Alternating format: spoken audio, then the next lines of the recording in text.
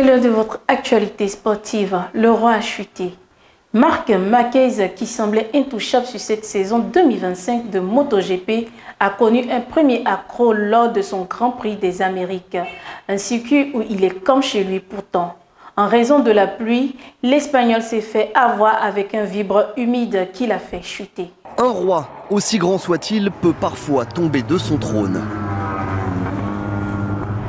Leader du championnat du monde, 4 victoires en 4 courses. C'est en monarque absolu que Marc Marquez arrivait à Austin, son circuit fétiche où il fut déjà 7 fois couronné. Un tracé toutefois exigeant qui s'est plu à le rappeler à plusieurs reprises au sextuple champion du monde de MotoGP avant de finir par le sanctionner. Oh, la chute de Marc Marquez! Marc Marquez est à terre! Marc Marquez est tombé! Il avait plus de 2 secondes d'avance! Yeah, I lose the front. Unexpected, but it was like this. You know, yesterday we were not a Superman and today is not like a deep man. Perdre l'avant, mais aussi la tête du championnat du monde au profit de son frère Alex, leader, sans avoir gagné la moindre course. I keep saying that this is MotoGP and can change in 1 millisecond. Yesterday was a big moment and today I couldn't save, but it's like this. Championship is super long, but the most important is that doing a big mistake, we are there.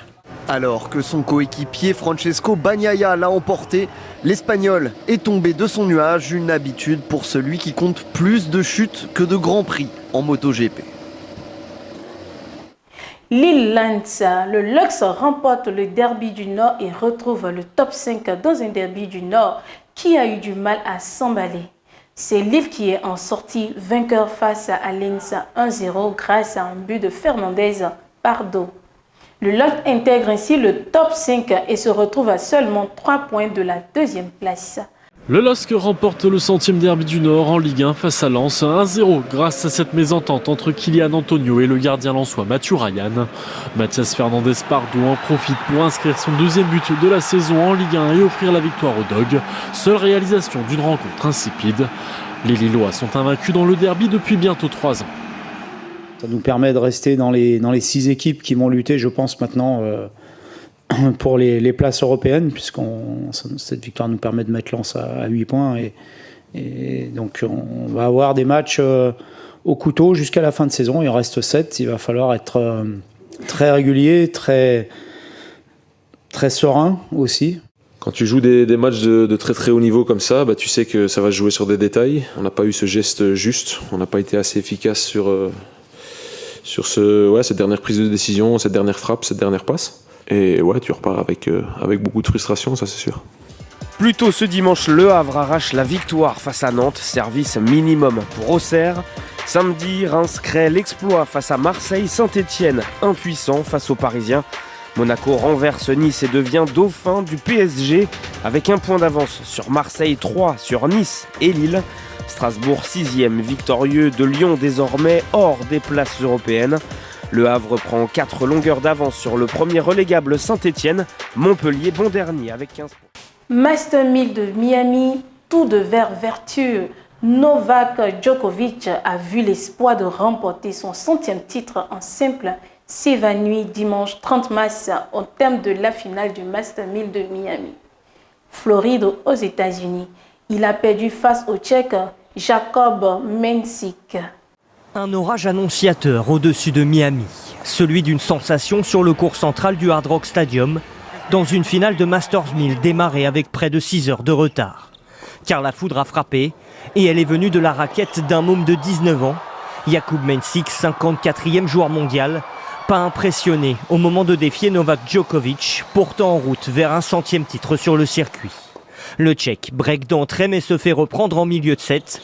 Un premier jeu décisif largement dominé et une première manche dans la poche en 1 heure de jeu. Dans le second set, il ne concède aucune balle de break aux Serbes. Novak Djokovic tente d'invoquer la foule pour stopper le cyclone Mensik. Mais rien n'arrête le phénomène.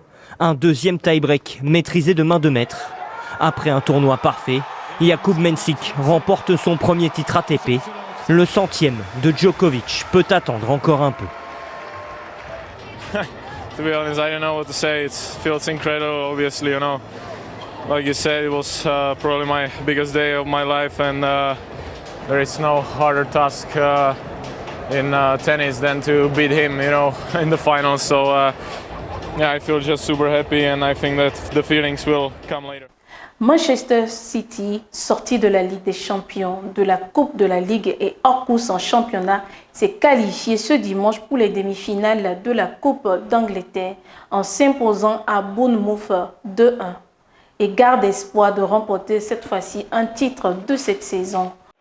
Pep Guardiola peut exulter, Manchester City est toujours en course pour un titre cette saison. Mené à la pause sur la pelouse de Bournemouth avec un pénalty raté par Erling Haaland, les Sky Blues s'en remettent aux Norvégiens pour égaliser.